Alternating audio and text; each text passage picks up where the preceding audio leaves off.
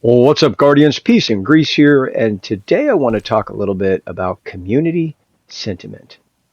Now, if for a company, this can be your biggest ally or your worst enemy, all based upon whether or not you embrace the opportunities when they arise.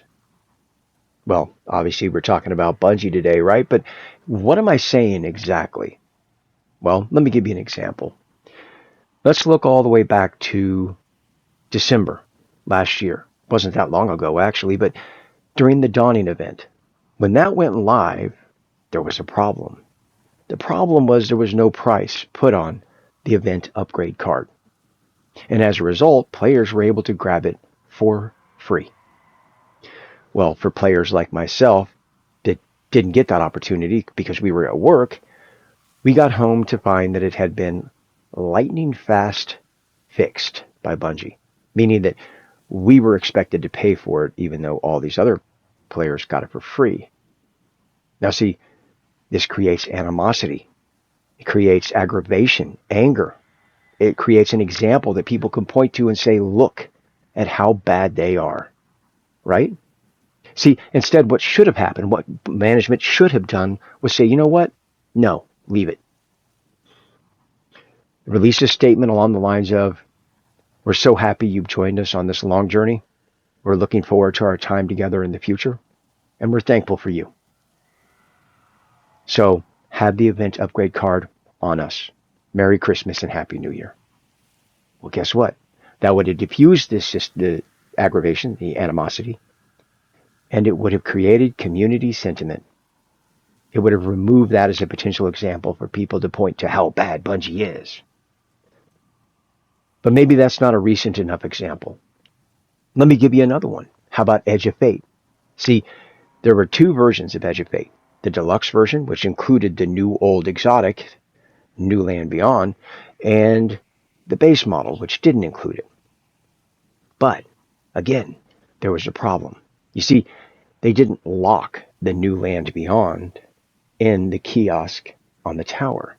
So players were able to buy the base version, go to the tower, and get the New Land Beyond from the kiosk.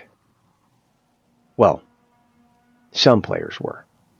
By the time myself and many others got home from work, again, Bungie had lightning fast fixed it, thus creating more aggravation, more animosity. This was yet another opportunity that management could have embraced. A moment that management could have said, you know what? We're going to release a statement along the lines of, you know what? We know. We're aware of it, but you know what? We're not going to fix it. You know why? Because we are super excited to show you what we cooked up in Edge of Fate. And we are so excited, as a matter of fact, if you pre-order Edge of Fate, we don't care about the version, we're going to give you New Land Beyond on us. Now, this is going to potentially create sales. Why? Because people that are on the fence about whether or not they should buy Edge of Fate or not are going to hear that and go, oh, well, hell yeah. But unfortunately, like I said, that's not what Bungie management did. They shut it down. But again, maybe that's not a recent enough example. So let's talk about the most recent, and that's the Nunnery engrams. Now, the Nunnery engrams are great, don't get me wrong. They're giving us access to those old Eververse cosmetics. Marvelous. But there is a problem. You see, players were able to go into Rites of Nine on one character, claim the free daily Nunnery engram, switch to another character, claim a second, and switch to a third character and get yet a third Nunnery engram. This was a perfect opportunity for Bungie to say, management, to say, you know what, don't fix it. It's like 4 days away from Edge of Fate. 4 days. Like, who cares, right? Release a statement along the lines of, you know what, we know, and you know what, we're not going to fix it. You know why? Because we're thankful for you, and we are super excited for you to see what we've done, because we think you're going to love it. So, you know what? Have fun, game on, get as many of the cosmetics as you can. Yet again, this could have created community sentiment. Players that were on the fence about whether they should buy Edge of Fate, this could have pushed them over the edge. But again, that's not what happened. What management did instead was disabled an engram and then reactivate it to make sure that you only got 1 engram for the last 4 remaining days. Yet another example, more aggravation, more animosity. And now you have these people out here that are hypercritical towards Bungie at a time where you need your community to be with you. All of these little things compound. And unfortunately, Bungie has a reputation, and it's not a good one.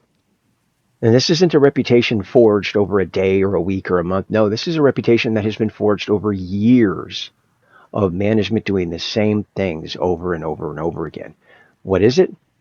Well, if there's ever anything that works in, to the benefit of the player, Bungie instantly shuts it down. But if there's anything that works against the player, it will remain in game for sometimes months before Bungie gets to a point to fix it.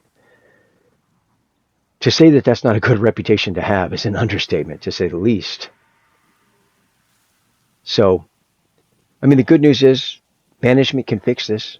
They can change what they're doing. They can start embracing those opportunities when they arise. But you would have to embrace those opportunities as they arise. You can't be directly opposed to them, as it seems like you are and have been for so long. Creating a little community sentiment, well, it could have helped. Would it save Destiny, air quote? No. But all the little things adds up over time. They all add up. But hey, what do I know? I'm just an old gamer, right? Let me know what you think down in the comment section below. And until next time, peace out.